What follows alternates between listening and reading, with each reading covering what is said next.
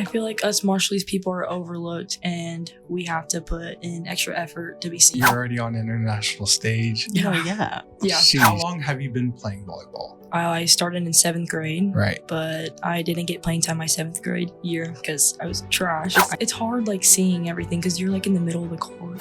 So finally last year was like my first actual season of playing. I've been injured before and it's honestly like hard watching a sport that you love and you can't play. What are you most excited about as you prepare for that next step? Thank you, Wendy Chinglong, for joining us on episode 12 of MEI the podcast.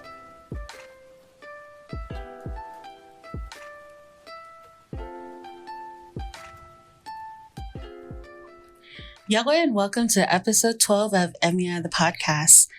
If you're new here, my name is Marcina Lungarin, the Women's Program Coordinator and Operations Lead, where my work centers on addressing domestic violence, gender-based violence, and creating safe space for empowerment. And I'm Matthew John, Project Specialist at Marshallese Educational Initiative, where my work focuses on a young men's roundtable on domestic violence and mental health. As a Ramayo, it's crucial that we share our voices, perspectives, and as an intercultural nonprofit, dialogue with other communities. We also need to take back the narrative on issues that others have controlled for too long. As we continue to share how we're working here at MEI to strengthen our community, we want to invite you to join us. Please take a moment to follow, like, share, and even comment on our episodes, which will help us reach more people. Como dada, and thank you for listening in. Today, we're excited to welcome Wendy Chinglong, a rising star in the world of volleyball. Wendy proudly represents the Republic of the Marshall Islands on the international stage and has competed in major beach volleyball tournaments across Oceania, even training under some of the best coaches in the Philippines. Currently a senior at Harber High School, she's a key middle blocker for the Lady Wildcats, a standout with the Northwest Arkansas Junior Storm, and a two-time MVP with her local competitive team, Iakwe. From starting her journey in 7th grade to preparing for a collegiate volleyball career, Wendy's story is one of dedication, resilience, and passion for the game. Let's dive in and hear more about her journey. Hey, Wendy. How are you? Good. Thank you for joining us on MEI, the podcast. We're super excited to have you here and to learn more about you, your journey, and what your plans are. Yeah. So, Wendy, can you share how you first discovered your love for volleyball back in 7th grade? I actually gained the love for volleyball last year, my junior year. That was honestly like my first year playing and actually getting a spot on the court and getting playing time. How long have you been playing volleyball? I started in 7th grade, Right. but I didn't get playing time my 7th grade year because I was trash. That's when I started. But 8th grade, I had a health condition, so I didn't get any playing time. And then 9th grade, I transferred late. 10th grade, I also transferred late. So finally last year was like my first actual season of playing for school. Wow. So one season and you're getting ready. You're already on international stage. Oh, yeah. Yeah. Sheesh. Well, I also have club volleyball. I played club for 2 years. This is going to be my 3rd. Yeah. Yeah. And you also play with Team Iakwe? Yeah. That's got to be fun, right? I think I started in 8th grade, but I was living in Missouri, so I never got to actually play. The first time I actually competed with them was in Keene, Texas. I think I started a lot last year and this year. So you grew up in Missouri, or? Yeah. Oh, okay. And then when did you move to Arkansas? Well, I actually made a back and forth situation. I was here. I came here my 9th grade year, I believe. And then I left as soon as school ended. Mm-hmm. And then that's what happened with my 10th grade year. I transferred late and 9th grade. 10th grade, I transferred to Missouri very, very late.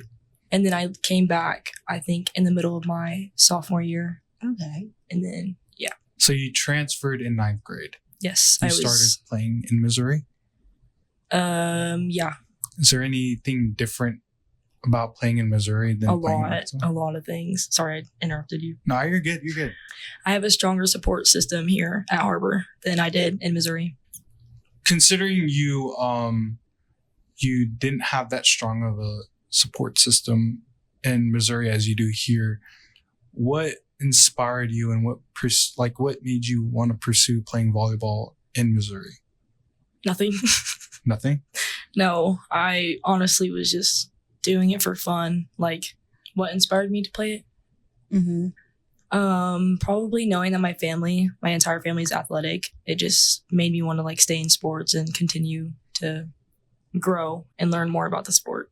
Every athlete faces obstacles over the tenure of their athletic careers, whether it be at like a young level or just club level, high school level. There's always going to be obstacles and challenges that you have to overcome. Have you had any of those challenges that stand out and helped shape your growth into the volleyball player that you are today? I'd say not getting enough opportunities. Like my mom, she's a single mom, so she's just been working her butt off trying to make sure that we have food on the table and a roof above our heads. So she didn't really put her time into getting me into volleyball, like little leagues and stuff, like whenever I was younger and whatnot. Like I kind of just got into volleyball myself. Like I heard there were tryouts in 7th grade. I was like, oh, I want to try that. So it's definitely like even now, I still feel like I'm not at like the level that I'm supposed to be at. Like if I were to start very young, like I feel like I'd be definitely like a lot more skilled and talented than I already am now. Are you saying like you think you have not hit your potential? Yeah. Like your fullest potential, your ceiling? Yeah. That's good. That means there's room to grow. Yeah. Okay, well, I'm excited to see you grow as an athlete. Thank you. What's that like with you being a soccer player? Do you feel any difference or do you have similar, is it similar to Wendy's story or? For me in terms of like what happened at the national camp, I don't feel like I was like, it's similar. Like, I don't feel like I was fully ready to be playing against other countries. Yeah. Like, especially in that weather. Cause, I had just come off like a 35-pound weight cut and my focus during training was cutting weight.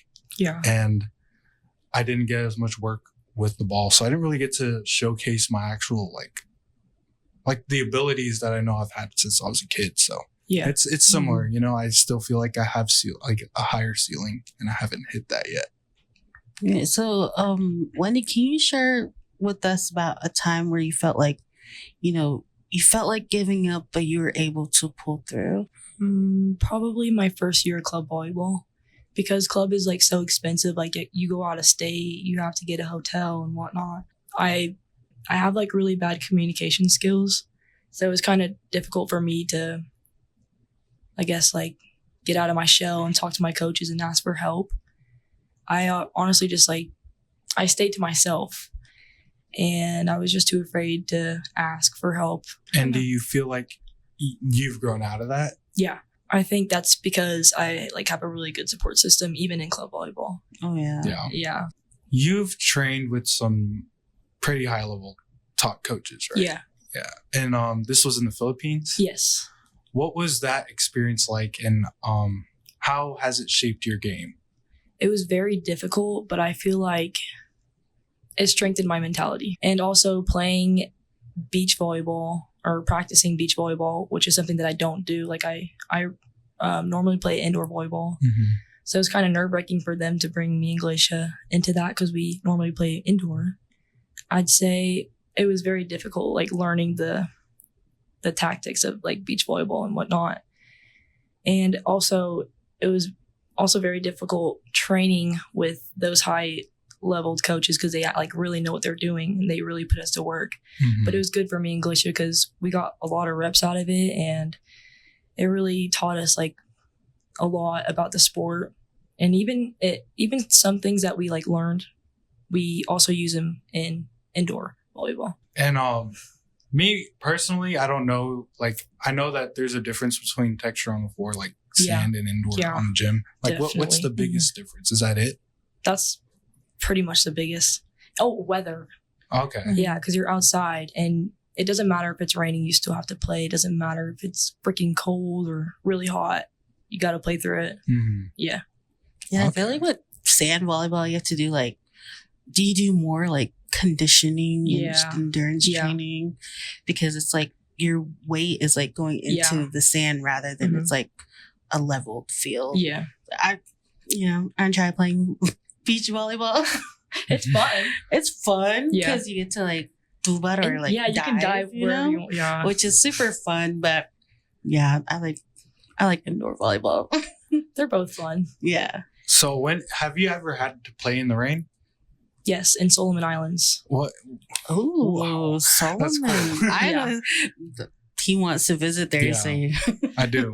I didn't really get to like go out anywhere, so I didn't really get to experience it. Oh, okay. Yeah. When you were out there playing, like in the rain, did that do anything? Like, what did it do to the sand? Like, did it make it harder? I think it made it better. Like, cause it was more like it wasn't like soft or anything, so you weren't seeping in the sand. Like it was like almost like it's like more compact. Yeah. Oh, okay.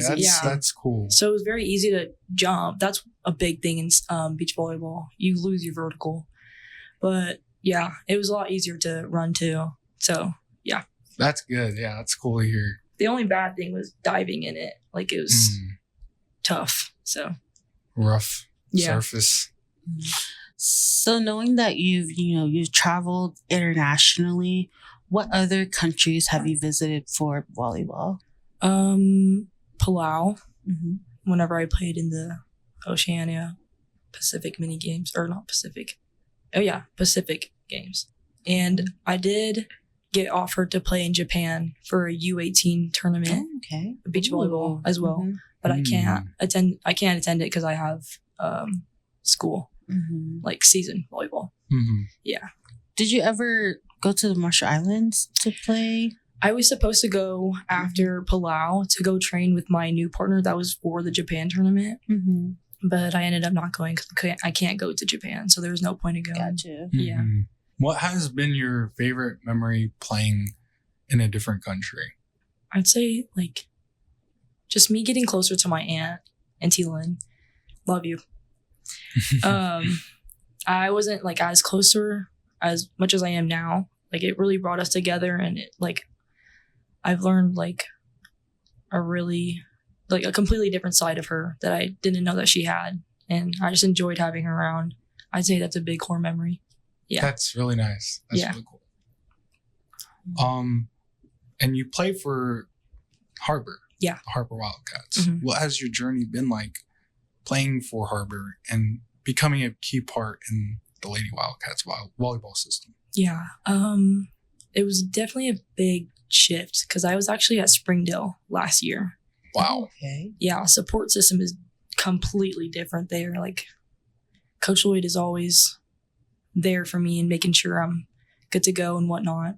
It's kind of difficult going from playing outside and all around at Springdale and then transferring and only playing as a middle blocker. I don't get like the full time of playing on the court because middle blockers usually don't play back row. So what does middle blocker do? They are in the front row, obviously, in the middle, and their like main job is like blocking because they have to go left and right, as right side and outside only like have to take a few steps if they're gonna block middle, and then if they block their hitter in front of them, which is their like if outside is blocking, they'd be blocking the right side on the other side of the net. All they have to do is just take a few steps.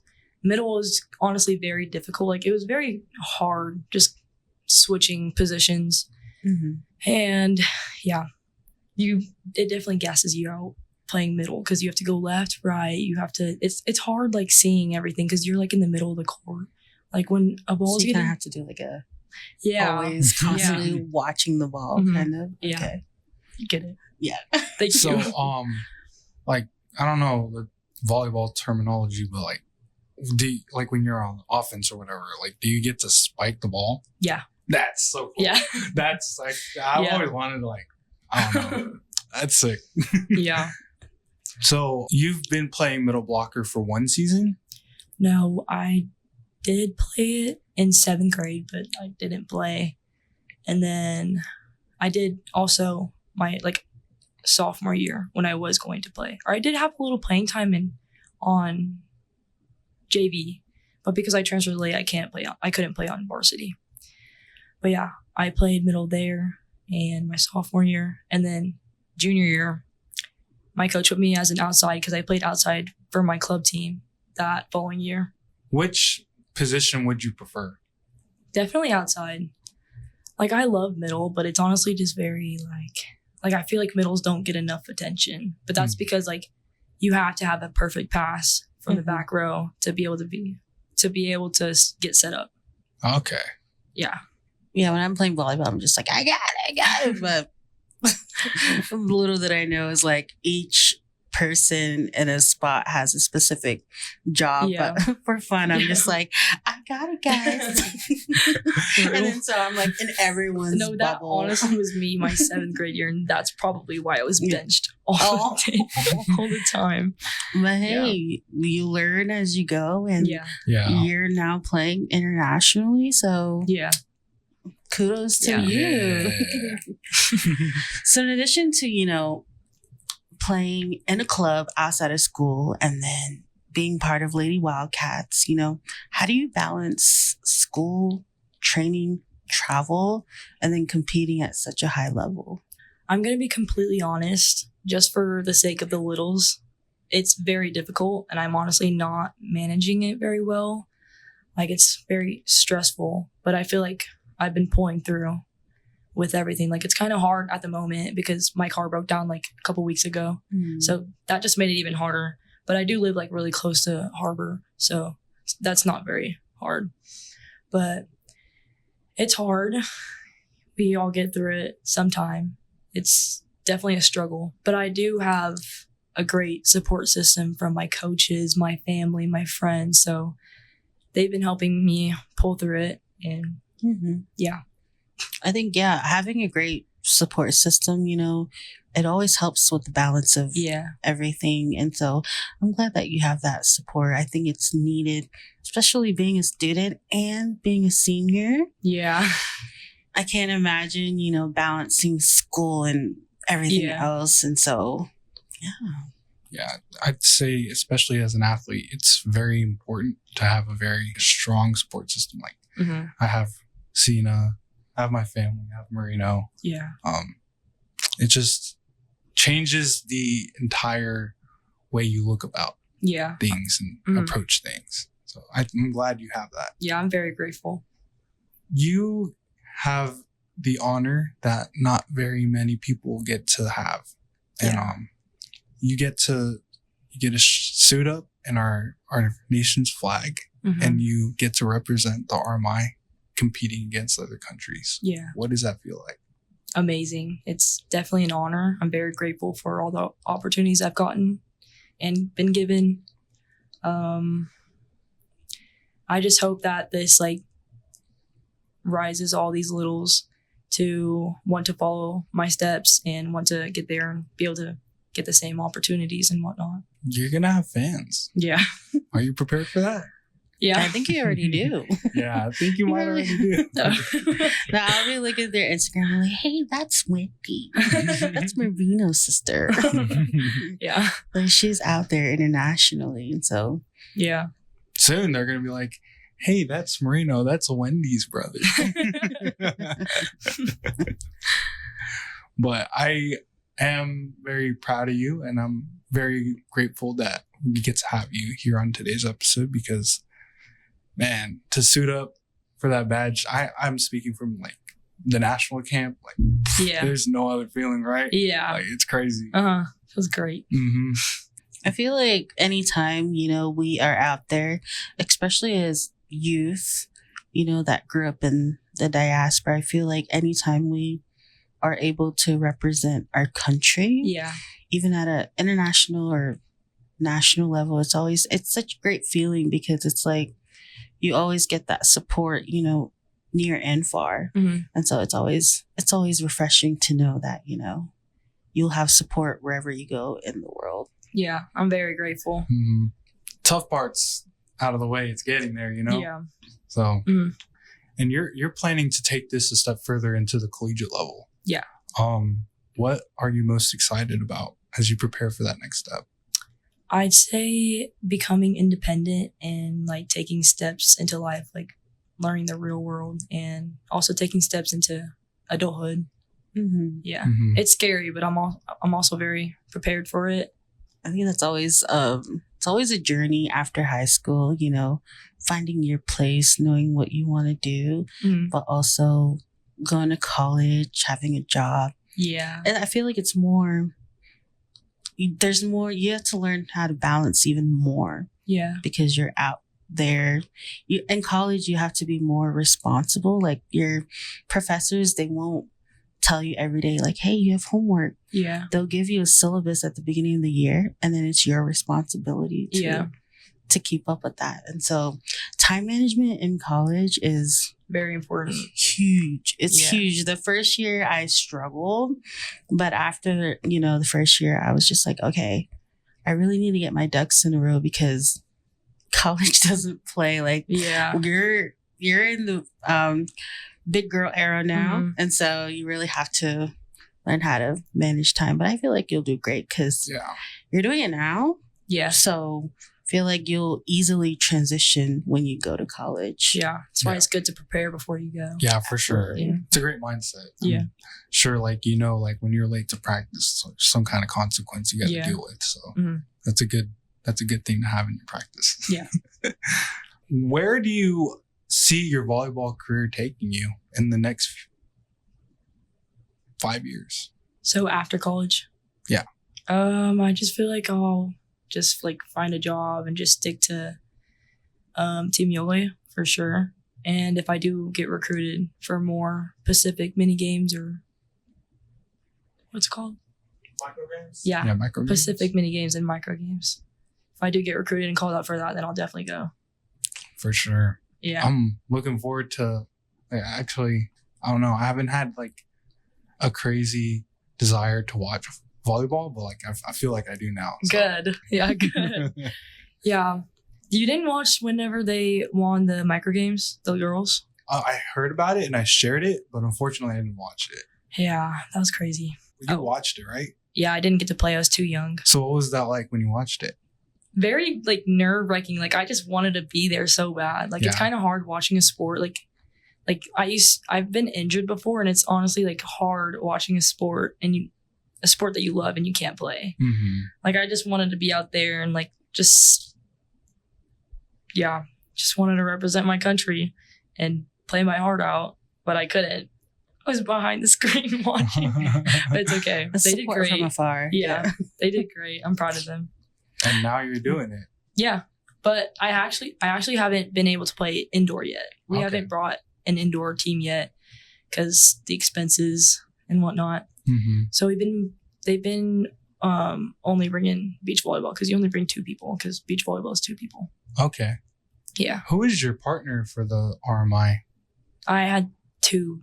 Okay. My first one was in the Solomon Islands, and it was Rosancio Cat Jang. I think it's Cat Jang. But she was a sophomore at the time, and I was a junior. Yeah. And in Palau, I had Glacia Andrew. She's my cousin. Oh, yeah. So, yeah, our chemistry was already there, so we didn't have to work on that or anything. So it was good having her. And with, I'm sorry, what was the other name? Roz. You can call her Roz. How was the bond after you guys had that experience together? Like, you guys didn't know each other, right? No, we did. Oh, you did? Yeah. Okay. Yeah, she's from Springdale. Oh, that's cool. Yeah. Dang, just picking from Springdale. Yeah. I love that. Yeah. Yeah, we're breeding athletes out here. You know, honestly, that's what I'm saying.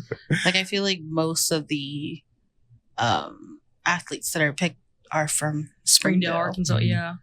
Well, what is that process like? Do they reach out to you, or do you have to like sign up to play, or what does that look like? Do you get scouted? Yes, you do. But my aunt, Lynn, the one that I said, she already had contact with the coaches or whatever you want to call them, because Glacia, her daughter, played for micro mini games. So she already knew them, and she kind of reached out to them and told them about me. So I was honestly just lucky. Oh, that's Yeah. nice. Now they got a core piece to build around. Yeah. Yeah. So, Wendy, I want to know, like, what lessons has volleyball taught you about, teamwork, leadership, and perseverance? Energy is very important on the court. Like, just staying positive and keeping the game with good vibes is very, very, very important. Because if you don't have energy, the game's not fun. It'll die. Sometimes you win, sometimes you lose, but most of the times you lose when you don't have the greatest energy. I can agree with that because like if you make like one small mistake, like you're in soccer, you're bound to make mistakes, and some guys can either build off of it or let it break them down. Yeah, and that's what our coach says all the time. So energy just really it's the momentum of the game. If you can get a hold of that momentum, like you can really go far with it. Mm-hmm. Is it the same way with volleyball? Yeah, it is. Mm-hmm. I watched some volleyball games. Like I watched high school, so like volleyball games get lit. Yeah, like they do. When the momentum's going, it's going. Yeah. College volleyball, I like watching. Team Hawaii, I like watching. Yeah, I had a great student section last year for my junior year when I played all the way around because I had a couple football friends from Springdale, and they did their best showing up and going all crazy. Man. They would dress up, and oh my gosh, I miss it. I really do miss it. So when is your next game? Tomorrow. Yeah. What time? I actually don't know. Okay. I think it's at 6, but I don't even know where it's at. We gotta come out. Definitely come out for a team yoga game because that's where I get the pride. Because I actually I play the position I love outside, and I play all the way around. Like for the young athletes out there, are there any resources for them that you've found to be very beneficial through your journey? Communicating, and also just putting yourself out there, making an account about you. Like you can make an Instagram account or Twitter. Is it Twitter? I think it's Twitter. Or what is it called now? X. Mm-hmm. Yeah. Oh yeah. So putting threads. Putting yourself on social media is a good resource, and also emailing coaches for college, early though. That's a good piece of advice for the youngins. Make sure you're communicating. Yeah. If you could give any piece of advice that you have to offer right now to your younger self, starting out in the 7th grade, what would you say to your 7th grade self? I guess don't give up. Yeah, because I didn't, like I said in Missouri, support system wasn't the greatest there. And I was honestly just playing for fun. And I wish I told myself to just stay in it because I honestly wasn't locked in volleyball until sophomore year. But yeah. That's something that a lot of athletes, student athletes, especially Marshallese student athletes, consider thinking, looking back at the years and seeing the growth and the progress. I don't know. It's something I do is reflect. And, that's good. Reflect. Just remind myself how hard it's been hard. There's been times it's been I almost threw in the towel. I was not going to play in the nationals camp. But he truly doubted himself. He's like, I'm not going to do it. But it was just constant no, you gotta. Wait, how'd you get into that? So I've played since I was 4. I stopped and switched to American football when I was 13. And then after graduation in 2019, I started playing again, just Sunday leagues. Oh, yeah. And then the coaches came and I was part of I was part of their media and stuff. And then I started posting myself playing. I posted one time. Posting is important. Yeah, I posted one time. Coaches call up coming right now. We're going to send you a call up. I was like, oh my gosh. Then, that's how it started. So being the athlete, that you are, what would you tell other Marshallese students who aspire to become an athlete representing the Marshall Islands? Okay, I'm going to have to take a pause and think about this one. What would you tell Marshallese students who aspire to become an athlete? There's always someone working. There's always someone working ahead of you. If you're not, if you're taking days off, just know there's someone else out there grinding. So your spot's not guaranteed. Yeah. For me, I had to talk to coaches, and I even had a couple trainings, like not really private trainings, but like just with like Team Iakwe. Like I asked for help, and like you just really have to put yourself out there. I feel like us Marshallese people are overlooked, and we have to put in extra effort to be seen. Yeah, I feel like we definitely are overlooked, and I felt that for sure. Like when we were playing against other countries. Yeah, the other countries. It was insane because like I was looking at predictions and it was just 10-0 U.S. Virgin Islands, Marshall Islands. I was like, what? I was like, that's actually ridiculous. Like we got some real ballers on our squad, but like just because it's our first game, like I mean, we did lose 4-0, but it wasn't 10-0. Like we showed in the second game that we have potential to compete with other countries. Yeah, because we scored 2 goals. Third goal was flaky because it wasn't even a PK, but. You know, like what can you do? Mm-hmm. You're playing against the ref at that point. Yeah. So. Was it fun though? Yeah, it was okay. So the second game was not as fun as the first game for me because I had COVID. Oh. And I didn't know I had COVID. So I go onto the field and I'm trying to figure out why I'm having trouble breathing. Yeah. And I told my coach like 15 minutes of the game, I was like, I can't. And he was like, okay, go down, take a knee. And I can hear my mom from the stands. Matthew, get up! Oh my gosh, bro, I can't breathe. But that game, I was on the field for the second goal. Okay, that's good. And yeah, that was a crazy moment in history. Yeah. Yeah. And it was hot. It was like 100 plus. Oh, yeah, it was freaking hot. I was there day. Yeah. I mean, like, good thing we didn't have our umbrellas, so that helped a little bit. My cleats that melted. Saturday, cleats were actually hot. Yeah, they're melted. And it's freaking hot on the field during the day. Like, you know, my feet were burning when I played soccer for fun with Star. It was rough. Like, I still have blisters on my feet from the tournament. Yeah. And my cleats melted. It's insane. It was insane weather conditions. And like, that's why we got to take water breaks and stuff, because like FIFA regulations, I think, have that installed. Like, if it's crazy conditions, you could take water breaks. That's good. Mm-hmm. So Wendy, you're student athlete, you're an athlete outside of school, and then you're a student on top of that. You know, with that, I feel like, you know, there was a lot of obstacles that you have to overcome, you know, a personal journey, but also as an athlete. So who along your journey do you want to give a shout out to for their endless support? Can I say 2? You can say as many as you want. My mom and Auntie Lynn. Shout out to Wendy's mom and Auntie Lynn. Yeah, you guys raised one heck of an athlete. So yeah, I've seen Lynn play, and she's good. Who? Oh, Auntie Lynn. Yeah.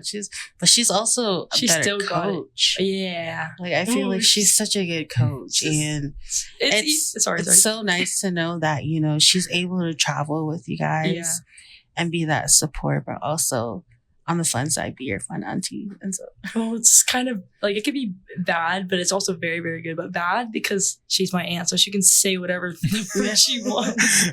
She does. She does. But it helps. It low-key helps. And it also toughens me up mentally.